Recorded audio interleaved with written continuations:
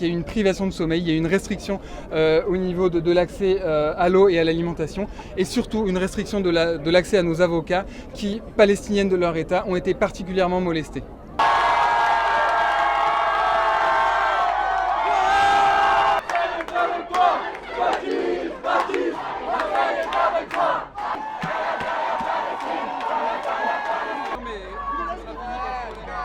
J'ai 35 ans, je suis sportif, je suis arrivé épuisé hier, dans un état d'insalubrité important, de par les conditions d'incarcération qu'on a subies. Nous avons été arraisonnés, interceptés par une flottille qui comprenait plus de 10 navires de guerre, dont certains faisaient plus de 40 mètres.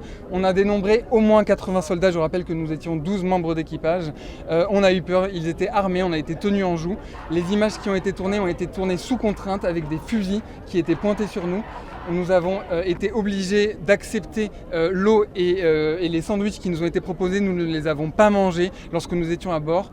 Les soldats ont pris la commande de notre navire et nous ont amenés au port d'Ashrod lors d'un trajet qui a duré 18 heures que nous avons passé dans la cale.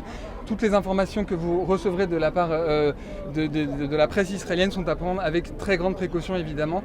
C'est une mise en scène qui a été faite. Ça a été difficile pour moi de le faire. J'ai signé un document qui s'appelle un document de déportation.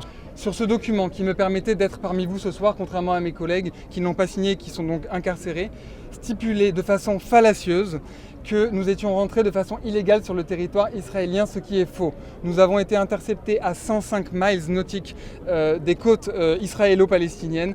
105 miles, c'est 160 km. Nous étions en territoire international.